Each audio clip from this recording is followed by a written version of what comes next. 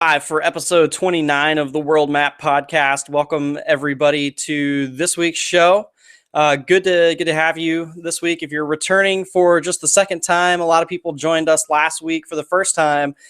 Stay tuned to tune into our Mike Drucker episode. We had the super hilarious, ever funny Mike Drucker writer for the Tonight Show, starring Jimmy Fallon, formerly of IGN and Nintendo and a bunch of other places, joined us last week. So we're super grateful for Mike for joining the show last week. If you missed that, it's a must-hear episode. You've got to go back and listen to our Mike Drucker episode. Again, that's episode 28. This is episode 29 of the World Map Podcast, hoping to continue to deliver super quality show for you. Everything in this world that can be on the map in terms of gaming, comic books, novels, TV shows, movies, tabletop, you name it. If you can be a nerd about it, if it's new tech or gadgets, if it's something cool, we probably would talk about it on this show. As always, you can subscribe, give us reviews on iTunes. We super appreciate it. Tell a friend about the show. And if there's something you want us to talk about on the show that we haven't talked about yet, hit us up, worldmapcast@gmail.com. We're also at worldmapcast on Twitter. We're on Facebook, Instagram, and Snapchat also. So lots of ways to get in touch and let us know how you want the show to play out moving forward. I want to just let everybody know who's watching the live show, which happens every Sunday afternoon, Eastern time. I just opened up the Q&A, so if anybody has questions they want answered and want me to read on the show, go ahead and submit those, and we'll get right to them. But without any further ado, let's jump right into episode 29 of the World Map Podcast. I'm your host, Josh, as always, joining you from the Washington, D.C. area. Typically, I have some other co-hosts joining us from New York City and other places around the country. This week's being coming right off the Thanksgiving holiday. Unfortunately, I'm the only one available to do the show this week, it seems, but that's okay. We'll just trudge right on. And want to throw out there, too, if there's anybody listening to the show who really thinks, hey, I would be a great guest on the show. You know, I'm an independent game developer. I'm an artist. I'm a writer. I'm a musician. I'm funny, or maybe I just really know my gaming, and you want to get into podcasting, you want to be on the show, totally cool. We love to have guests on the show. Hit us up at that email address I mentioned earlier, worldmapcast@gmail.com, and we would love to get some more folks on the show, some more gamers, nerds, whoever you might be, would love to have you. So go ahead and hit us up, and also, hey, who knows? Maybe we'll be adding some more permanent guests, hosts to the show too, moving forward. So feel free to throw your hat in the ring for that as well. Again, it's worldmapcast@gmail.com. Now let's jump right into what we've been playing this week in a little segment we call the backlog. So every week we dive into the backlog and we talk about all the games that we've just not been able to get to play yet that we've been playing, or sometimes it's a brand new game. Usually we have stuff pre-ordered and we play it the week that it comes out. So we're talking about new games, we're talking about retro games, we're talking about kind of sort of new-ish games that we've finally got out of our backlog and had a chance to play. And it's not always just video games. In fact, this week I've got a really exciting board game to talk about, too, that we'll get to in a little bit. So some tabletop time coming up. Stay tuned for that. First thing I'll talk about, though, is a game that I played actually a few weeks back. We just haven't had a good time on the show to talk about it. We've had a lot of other more pressing things with Fallout coming out, and StarCraft 2 Legacy of the Void, and Halo 5, and we had Mike on the show, and we wanted to do some Q&A with him. So there are a lot of things that I've kind of pushed to the back to talk about on the show because I didn't feel like they deserved a lot of time. But one of those things was a game called Freedom Wars on the PlayStation Vita. And it's funny because I bought Freedom Wars a while back. I spent a couple of weeks trying to play it, and I ended up putting it down. And it appears that Freedom Wars is now going to be one of the free PS Vita games in the month of December for PS Plus subscribers. So yet again, I bought a game, have already played it, and it's going to be one of the free PS Plus games. I feel like this happens to me like every other month now. I really wish we would get something else, some other choice with what PS Plus is doing. It's been started out as a service that I was so behind and was doing so great, and I just feel like it's been a little back and forth, a little weaker than it used to be here the last few months. But still some great games coming to PS Plus in December, and we'll talk about those next week and beyond as they start coming out. But did want to mention Freedom Wars coming out for the PS Vita. I have played this game. I unfortunately cannot very highly recommend this game. I know a lot of people kind of think of it as like one of the last really big, good titles that's well made for the PlayStation Vita. And maybe if you're super into Japanese role-playing games, uh, kind of the Monster Hunter type of games, not really the turn-based JRPGs you might think of when I say that, but more of the Monster Hunter type of Japanese games, that's kind of what Freedom Wars is, and I'll set it up for you. It's actually pretty clever the way that it's put together. Initially, you are part of a panopticon, which is an area where people have been given like a 1,000,000-year sentence to prison, basically, sort of just for existing. It's not. It's kind of set up to make it seem very dystopian, and like everybody gets locked away and has to earn their freedom, and there are only certain high class individuals who have freedom in this world. It's an interesting setup for the story, and it actually becomes kind of comical because your whole objective in the game is to fight these mechs and monsters and different things to reduce your sentence and get it down to 0 so that you can be free. And along the way, you earn different privileges. When you start out the game, you can't leave your cell, but as you reduce your sentence and become sort of a better model citizen, you get to have so many hours outside of your cell per day, and you get to go to different shops and things of that nature. So interesting. It becomes comical because you'll do something like hold down the run button and run around your cell, and you'll find that you get 5 years added to your sentence for that because you're running too fast or being too playful or whatever. Or if you talk to a certain person who you're not allowed to talk to yet, maybe you haven't been told that you're not allowed to talk to that person yet, you get years added onto your sentence. So the game is very like punishing in that way, and it doles out these random punishments, but they're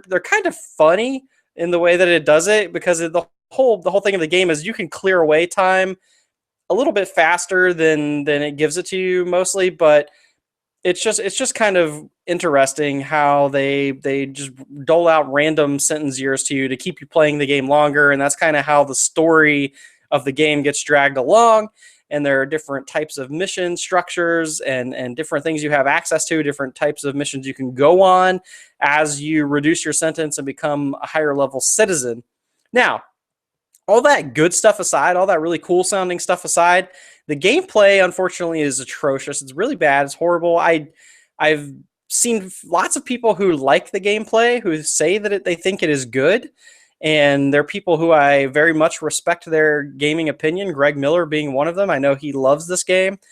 I, for some reason, could not get into the combat. It just felt very janky to me. It felt like it had a lot of lag to me. It felt as though I was just fighting the controls and struggling with not really knowing exactly what to do or what attacks to use at any given time. The game doesn't hold your hand, and I don't like games that are big, long tutorials, but I certainly would like the game to at least show me how to play it a little bit.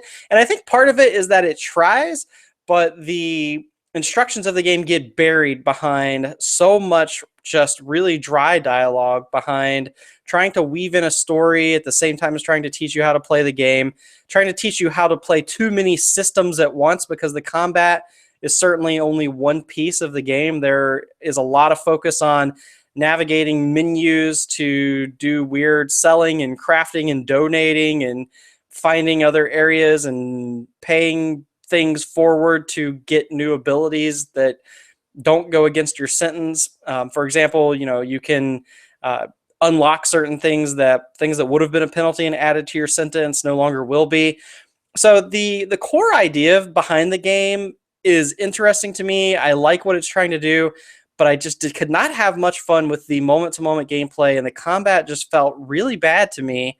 And I just felt so overwhelmed and bogged down by menus in this game. The user interface is horrible to begin with, but then on top of that, there's not only one menu. There's a screen you have to go walk over to and interact with to get one set of 50 menus. There's a guy you have to go talk to who's a robot who gives you another set of 50 menus buried within layer within layer. So it's like, not only are the menus bad, but there's more than one menu and they're scattered around the game. You can't just do everything by pushing the start button, like you would would be actually a good user interface and a good user experience. So I can't recommend Freedom Wars. I hope some of you, like I said, I've seen a lot of people enjoy this game, so I hope some of you do enjoy it when it comes out on PS Vita next month for PS Plus subscribers. I'd be interested to hear all of your the listeners' reactions to this game and see what you think about it, see if you agree with me or not. But I was not on board with Freedom Wars.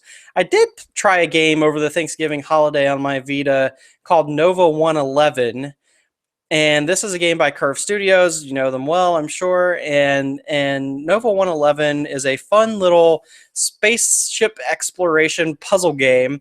And it's described as turn-based because every time you take a move, you see enemies on the grid on the screen also take a move. But it's not turn-based in the way that you would think of, like I take my turn, then the enemies take their turn, and we're in like some kind of RPG battle. It's not like that at all. It's more of a puzzle game. So you're, moving right, you see an enemy moving left, and you have to memorize the various types of enemies' attack patterns so that you are navigating around them so you don't get your ship blown up, so that you can phase your ship across one area to another area where you need to reach a scientist to rescue him, something of that nature. Aesthetically, the game is very much like Pixel Junk Shooter. It also has a lot of the same objectives because you're flying around these little cave sort of maps rescuing scientists. But gameplay-wise, it's more of a puzzle game than an action game. It's not very expensive. The trophy list, I feel like, is pretty weak for it. It's not something that really drags me along and encourages me to keep playing to unlock trophies. And the level design, aside from the fact that they add in some new enemies here and there, the level design isn't really different enough to keep me super, super interested either.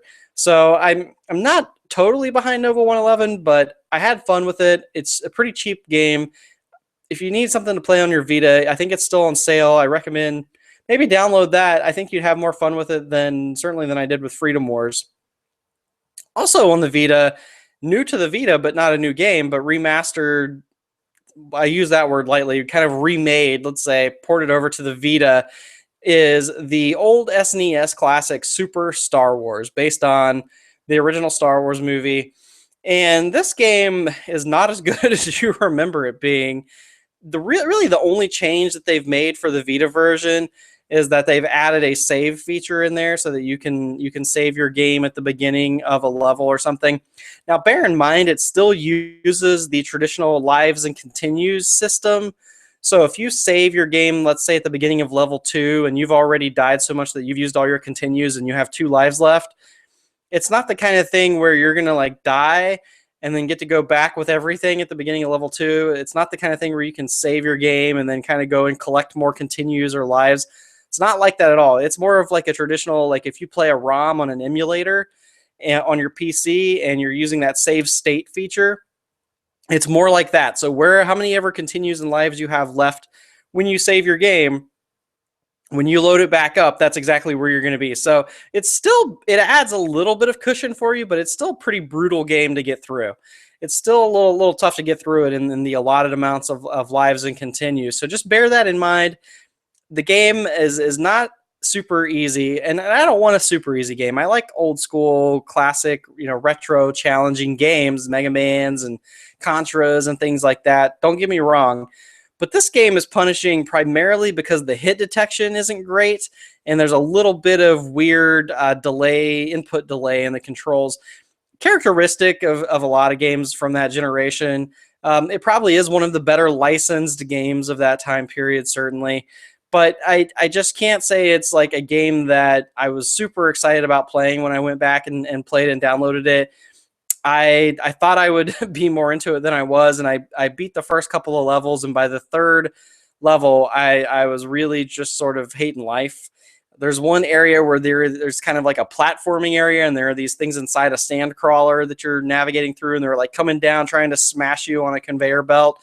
Kind of like in the scene from the prequels, actually, but this is inside of a sandcrawler, and you're playing as Luke, and there's just something about that hit detection there where I didn't feel like visually I wasn't under those things, but they kept squashing me, and they're like way far in the level. There's not like a good checkpointing system that they built back in or anything like that.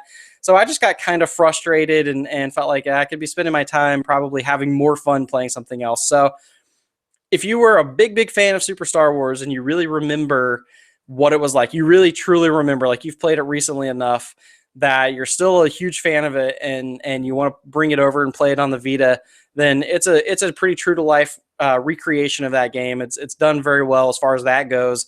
But if you just have like a nostalgia about this game, I would recommend, like, if you can go back and try it before you buy it and bring it over and try to play through it again. I just think it's probably one of those cases where it's not quite as good as we remember it being. So that's my thought on that.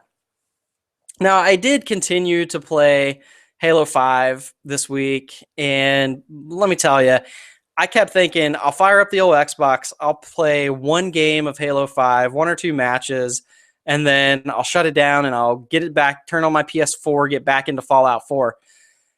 Every time I do that, it doesn't happen. I should learn my lesson. I just absolutely, I still am having less fun with Halo 5 than with any other Halo I've ever played. Don't get me wrong there. It's still my least favorite Halo game. But boy, all of just being Halo is already so great that even the worst Halo is amazing. It's kind of like, I want to say it's like pizza, but there's some pizzas out there that are bad, even though I absolutely love pretty much any iteration on pizza. There's certainly some bad ones out there. So, but my point is Halo is amazing, and I love Halo, and it's, to me, the smartest and just best and most fun first-person shooter. One of the only first-person shooter genre games I even like to begin with. They're so great that even the Halo 5, that I feel like is kind of weaker in regard to the Halo series, sucks me in every time. It's just so fun to play, and I didn't feel this way until they added big team battles back in, and now we've got big team Slayer and capture the flag, and a little less so the stronghold mode, but even that is better as big teams than it is as the modes that were originally included with the game at launch. And even though we don't have a lot of new maps, we don't have some of the maps back that were included in the Master Chief collection from the older games, that I don't understand why we can't just, like, you already have them in a collection. They're already playing on Xbox One. Why can we not just bring those over? I don't know. It's kind of ridiculous to me. But even though without those, some of they have at least added a couple of new maps in that are outdoors and a little larger for the big team battles and just make it feel better. So I'm continuing to enjoy myself playing Halo 5. But I did play some Fallout 4.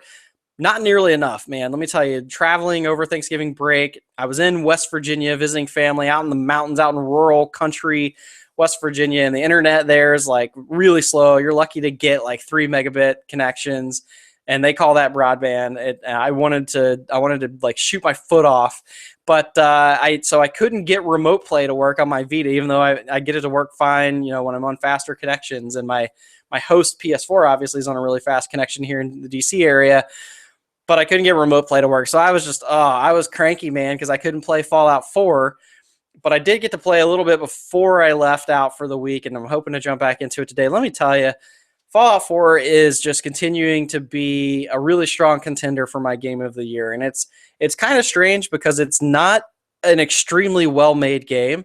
It's, and I think everybody knows that, and everybody knows how Bethesda's games are and how the current engine looks and all that. But there's just something about Fallout 4. It's the exploration. It really is. It's the exploration, and there's just so much to see and so much to do aside from the core combat and gameplay that I get lost in that world, and I love exploring that world so much. I finally did make it to Diamond City. I was a little underwhelmed by Diamond City, and I know what you're thinking. If you haven't listened to the podcast, it's not that I am barely into Fallout 4. I'm like level 15, several hours in. I've just been side questing all over the map, going willy-nilly, I'll see something in the distance, and I'm just like, I got to know what that is, and I'll go over there and quest for a while and crawl some dungeons and stuff. So I've been playing Fallout for a while, but I did finally just go over to the first, to Diamond City, which is kind of your first big destination main quest that you're given in the game. I was a little underwhelmed. I had heard really cool things about Diamond City, but as it turns out, it's a smaller, more contained area than I guess I thought it would be. But the surrounding area around Diamond City, where all the guards are, and kind of the entrances and things that you get like leading up to, and the signage and all of that. Really interesting, really kind of just made me so curious to see what was going to be behind the gates of Diamond City. And then it felt like kind of a letdown once I was like, oh, this is it. Okay, cool. My settlement that I've built in Sanctuary looks almost as good by now. So but all that aside, I'm still being pulled through Fallout 4, and it's not about the story. It's not about the main narrative. The game itself seems like it could care less about your, or perhaps it couldn't care less about your son Sean in the game. I was allowed to scrap his crib even in Sanctuary when I'm playing the game. It's like, it's kind of weird, but once in a while, the main character, when you're doing the main quest, he'll talk about his son Sean missing or whatever, but there's no sense of urgency to it, and it's just really weird that the game itself doesn't seem to care about its own main story or pulling you through that. But at the same time, that's one of its strongest points, because it allows you to experience the narrative at your own pace and to kind of create your own narrative and your own story based on the areas that you decide to explore and in what order you decide to explore them. So I really appreciate that. It's almost kind of like, I think Fallout 4 maybe would be a stronger game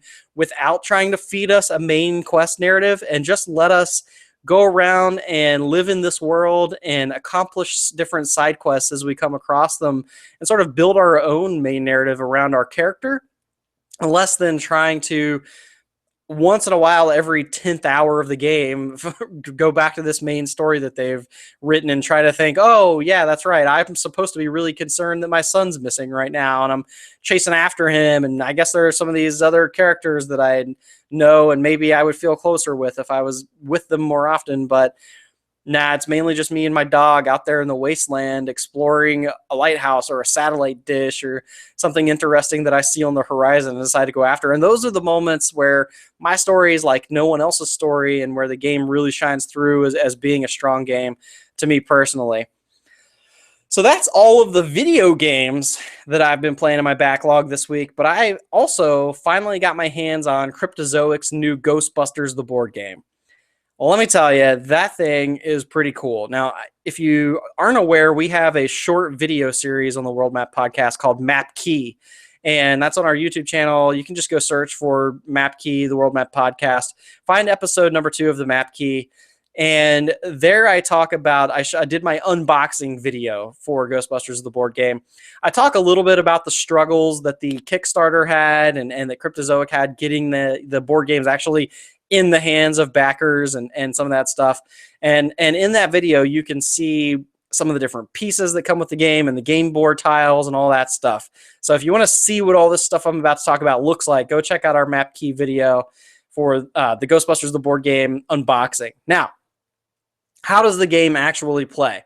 Well, when I was had no internet connection and couldn't play Fallout 4, and was trapped in the mountains of West Virginia at my grandma's house. Trapped's a strong word. I had a great time there. But I set up the Ghostbusters, the board game, on her dining room table, and you need a decent amount of space, probably about half of a typical dining room table, to really set up this game and get it going. It's about it's 3 tiles by 3 tiles, so you're using nine tiles that are kind of about the size of your head or something, probably maybe a little smaller than that.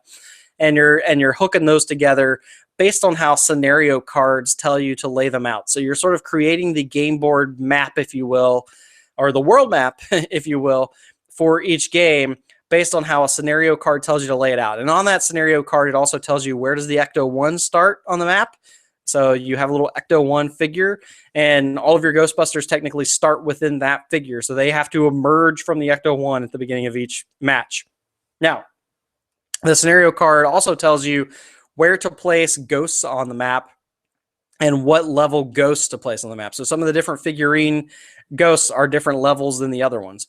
It also tells you how many ghosts remain in the spirit world, which is a little sideboard area that you set up, and what type of ghost to put in the spirit world. And so I played 4 scenarios. They take about half an hour each. So you're looking at about 2 hours for a total campaign. Each campaign is made up of 4 scenarios. I played the first campaign, which was the one to trap Slimer. So he's the easiest boss in the game. So the first campaign is the easiest campaign. you have to play with 4 Ghostbusters no matter what. You're supposed to choose 4 Ghostbusters. Now, this game is a co-op game. If you don't know, it's a co-op game, not a competitive game. So all 4 Ghostbusters working together to capture this boss whose movements and actions are, like all the ghosts in the game, are dictated by the scenario cards and the character cards that tell you how each of those ghosts act based on whatever symbols or numbers, etc., you roll on the dice. So 1 to 4 players, meaning that you, as a single player, can play this game and play as all 4 Ghostbusters, and you just take all 4 sort of turns throughout the game. Because I don't live near anyone and don't really know anyone who will play tabletop games of this level of complexity with me, I don't know why I buy them all the time. Someday I'll join a board game group, I guess. But I actually played through this first campaign completely solo as all 4 Ghostbusters, and believe it or not, despite that sounding really sad and despite that sounding really boring, it was actually pretty fun. So I think this game is going to be very cool, actually, to play with other people when I get the chance to do that, because even as a solo player going through the campaign by myself, I had a lot of fun experiencing the different scenarios that they had set up for the game. And what you do is each Ghostbuster has different skills. So they're sort of like your traditional classes in a way, if you think about it in an RPG. So let's take Ray Stantz, for example, the character everybody knows, of course, played by Dan Aykroyd in the films. He's kind of the medic class of the Ghostbusters. So he can clear slime off of people. And if someone gets slimed by a ghost, they have fewer actions that they can take on each turn. You don't want to get all your Ghostbusters covered in too much slime, because then you can't take any actions. You're kind of frozen in place, and eventually the scenario will end in failure. So you want Ray kind of running around the board, cleaning slime off of Ghostbusters as they're getting slimed. Now, he actually gets experience points for that, and there's a little plastic clip on the character card that you get that you slide up every time you gain an experience points, and each Ghostbuster earns experience in different ways. Everybody gets points for trapping ghosts and closing gates to the spirit world, and then everybody else gets their extra experience points in different ways based on that character's abilities. So when Ray helps another Ghostbuster out by cleaning them of slime, he gets an experience point for that. And as you level up, you can do different things. For example, you gain more action points that you can take per round. Ray, for example, he eventually can remove a slime from himself for free without consuming an action point in that round. So there are a lot of cool different things that can happen, and you can choose how to make up your team based on what you think is going to be appropriate for the scenario. So instead of using the 4 original Ghostbusters, I actually left Winston out of my crew because I felt like his powers were going to be not really what we needed for this campaign. And I used Kylie Griffin, who you guys will know from some of the other Ghostbusters properties, not from the movies and the old Real Ghostbusters cartoon, but from some of the comics, etc. And Kylie, her skills actually lend themselves pretty well as part of the team for what I needed for that campaign. So I had my 4 Ghostbusters. The way a round works essentially is once you've set up the map, you go through each Ghostbuster getting to take 2 action points at their base level, meaning they can move, so you can roll a movement die, or they can shoot at a proton stream at a ghost and try to capture the ghost. They can remove a slime from another Ghostbuster who's adjacent on the board to them, or you can remove a slime from yourself, but you can only do that as your only action during the turn. You lose all your other action points. So there are some other different things you can do in there from time to time, but those are the basics. And what you're really trying to do is, most of the time in scenarios, you're trying to close spirit gates, which are these little square cards that you lay on the game map, and ghosts emerge from those. You lose the game if a ghost needs to emerge from the spirit world and there are no ghosts left in the spirit world, meaning that basically all the ghosts have flooded out into New York City or wherever you are, and that ends the round in failure. So you want to go around the board, not only capturing ghosts and transferring them back into the spirit world to buy yourself a little more time, but you want to be closing those gates. And you close them the same way you trap a ghost, which is to put how many ever number of proton streams on them that the scenario dictates it takes to close that gate to the spirit world. So it's an interesting game in that regard. Now, when you get to a boss round, like the one where you finally trap Slimer in scenario 4 of that first campaign, he is moving around the map collecting slime. If he collects all of it, the round is over because he'd be too strong for you to kill him, basically, or to trap him. I guess you can't kill a ghost; he's already dead, right? Um, so you want to, but you can't trap him until you've closed all of the gates to the spirit world. So you want to run around and close the 4 gates as fast as you can, and then the final thing you want to do that'll make Slimer vulnerable. You want to trap him, but he'll take more proton streams to trap him based on how many, how long you've taken and how many slimes he's collected around the map to make himself stronger. The proton stream thing works pretty interestingly. You roll the dice, and each ghost, based on their class level, takes a certain number to So if he is like a class 3, he may take a 5 on the die to put a proton stream on him. So you roll. If you hit him, then you get to put a little proton stream ring around him. He's kind of lassoed. And some ghosts take anywhere from 1 to 5 plus streams to capture them. Some have the requirement that they need a stream from more than one Ghostbuster at the same time. Others, you can maybe put multiple streams from the same Ghostbuster. And the proton stream coins are really cool. They're kind of have a hole in the middle, so you can kind of lasso them around the little ghost figurines. They're color coded to each Ghostbuster's color. So it's really kind of cool how that works. If you miss a ghost, you roll the die, like a 1 or a 2 when you had to roll a 4 to put a proton stream on that ghost. All the ghosts react in different ways. Some of them will slime you.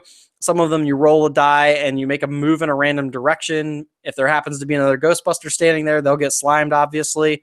So interesting, different. Every single ghost acts differently in the game. So very cool, very cool. It boils down to this. You're essentially moving around the map, closing gates, capturing ghosts when you need to fill the spirit world, to get them out of your way, or to fulfill a special scenario requirement. And you're doing this to get through 3 scenarios to get to the 4th scenario of your campaign, where you then will try to capture a boss. So it's pretty simple. Actually, it looks overwhelming. It looks like a lot. When I unboxed this game, I thought I would be taking forever to figure out how to play it, but it's actually quite simple to play once you read through it once and you play a couple scenarios. You start setting up those scenarios really quickly and going through them pretty easily, and I just had a lot of fun with Ghostbusters, the board game, so I would highly recommend it. If like I said, you can play it single player and have fun, but especially if you have another Ghostbusters fan that who enjoys tabletop games, I think you guys would just have a lot of fun playing Ghostbusters, the board game.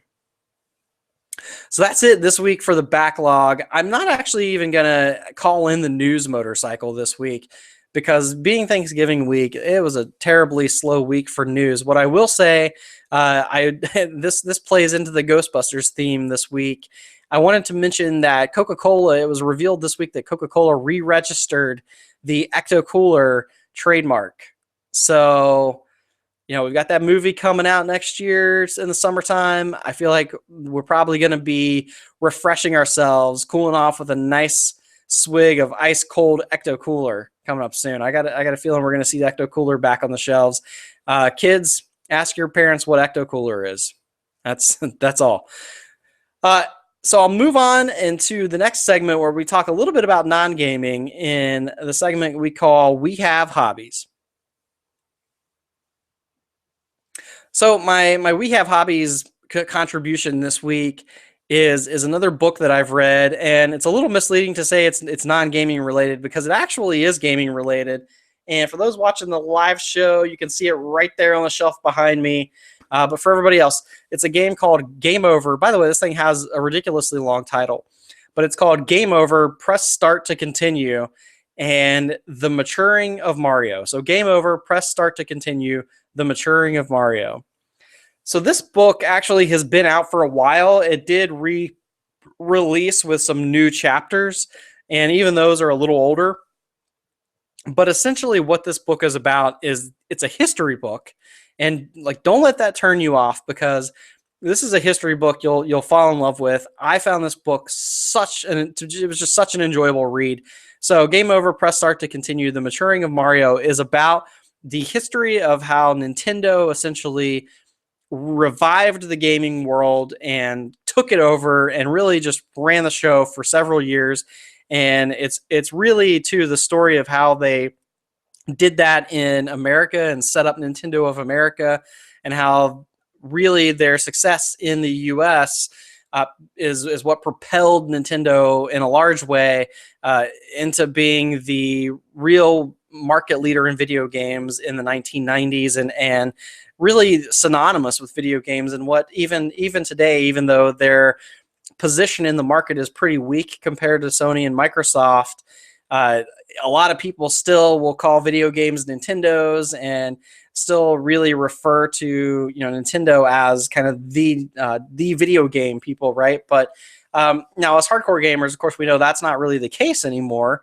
But man, it was the case for a long time, and for me growing up, Nintendo was, they were it, right? So I mean, yeah, you had Sega here and there, and you had the 3DO and Jaguar and some of that stuff, but really, and then later in the 90s, the first PlayStation. But really, Nintendo from the mid 80s to the mid 90s was king. And I remember those days well, and those were really the days that solidified me as a lifelong gamer, playing some of those great Nintendo games. This story is just really interesting because it's about how the son-in-law of Yamauchi, who ran Nintendo at the time, came over. His name was Arakawa, and he came over really first, I guess, to Canada, and then came down to the U.S. to start Nintendo of America, first in New York, and then eventually back out to Redmond, Washington. And it was a real struggle in the beginning, and I don't think a lot of people realize how big of a struggle it was, and how many things they tried that didn't work, and how things looked really dire for them many, many times over. And they always persevered and found a way through it and made this company successful. There are also, from a legal standpoint, a lot of lawsuits that happened against Nintendo in this time, from Atari and others. And just the story of the behind the scenes legal battles and the history behind all of those is such an interesting story. Nintendo really had what some people would call some monopolistic and very unfair market practices with the way that they controlled the market, especially in the US, and the way that they conducted business. But at the same time, when you look back at those, you have to think about some of the controls that they put on the video game industry in terms of the security chips in the NES cartridges and controlling manufacturing, not only to try to keep out pirating, but to try to keep out bad games and limiting, game developers and studios to only producing a certain amount of games per year, and they had to be approved by Nintendo and get that quality seal on them. How much influence Nintendo Power, the magazine back in the 90s, actually had in late 80s, and how Nintendo controlled what appeared in that. It's just a fascinating story. I don't use the word fascinating very often, but there were all these little anecdotes and little history lessons about Nintendo in this book that I just found absolutely fascinating. And then later on in the book, it gets into Sega's entry into the market. And towards the beginning of the book, of course, it talks about how Atari really ran the show for a little while and sort of contributed to the crash of the video games market, and how Atari was splintered off into a bunch of different companies, and just a really, really good history lesson that I think gamers will find interesting. And really anybody would find interesting who grew up in this time period. But I think especially gamers will find this history interesting, just to see how there were so many little decisions that seemed trivial to them at the time that played out in really big ways that would change how we think about entertainment media today had they done one little thing differently. And just seeing some of that's really, really cool. There's another great story in there about the Russian inventor who came up with the game Tetris, and how Nintendo secured the rights to that to launch it with the Game Boy. And I won't spoil it, but that story alone is worth reading this whole book. It is absolutely insane to read about all of the crazy. I mean, Nintendo essentially persuaded a government, an entire country's government, that it had not done something that it clearly had done, and was able to kind of worm their way in and get rights to publish Tetris out of Russia onto the Game Boy. And it's just absolutely amazing story. And there are lots of little anecdotes like that in this book. So highly recommend you go read this book. I really, really, I just loved it. If anything, if I have any criticism of it, I would say toward the end, and I think it's some of the new chapters that they added in, it's done a little sloppily the way that it ends. Things are sort of told out of order a little bit. and leaves the story feeling a little muddled toward the end. And also, it's just kind of part of it too is wanting more resolution and wanting it to go on, because the last thing in the book really talks about the N64 and leading out of that, so we don't get quite to the GameCube era. So knowing where Nintendo ends up now, it feels like we kind of need to finish that story. But even without that element, it just felt like the book kind of muddled timelines and got a little too in the weeds with certain things that didn't make sense for it to, based on how it told the story in other parts of the book. So I'll give it that criticism, but that's a 1% criticism. This book is an absolute must read. Again, it's called Game Over. Press start to continue the maturing of Mario. Go check it out. And I think that's just going to about wrap up the show for this week. We didn't do some of the normal segments that we typically do, but being the Thanksgiving week, there's not a whole lot going on in gaming. And to be honest, I really want to get back to playing some Fallout 4. So thanks again for listening. Thanks to all the new listeners. We had a bunch of new listeners jump in since the Mike Drucker episode last week. We want to get more guests on the show. We're working on that. If there's anybody you in particular want to see on the show, just email us worldmapcast@gmail.com. We're on Twitter, Facebook, Snapchat, and Instagram at worldmapcast. And just hit us up. We'd love to hear your feedback on the show. We want to hear what guests you have, questions you have. And like I mentioned at the top of the show, if you want to be a guest on the show, you want to talk to us maybe about being, a permanent host on the show, we can talk about that too. And obviously we love to have indie developers, YouTube people, writers, and even big studios, studios of any size on the show too. We'd love to talk about whatever you're working on. And that's going to about do it this week. I do want to plead for all the folks who are listening to the show who enjoy it. Go to iTunes and give us a 5-star review if you feel like it.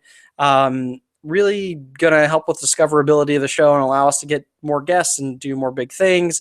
And we're not seeing a lot of those right now, but we're seeing a lot of downloads. So I know it seems like a kind of a commitment and kind of like time consuming to go to the iTunes store and give us a review, or if you listen on Stitcher, you can also review us on there. But it really doesn't take long at all, and super, super thankful and appreciative of anybody who can just take a quick moment to go do that for us. So I'll leave it at that, and we will be back next week with more awesome stuff. And until then, we're popping smoke.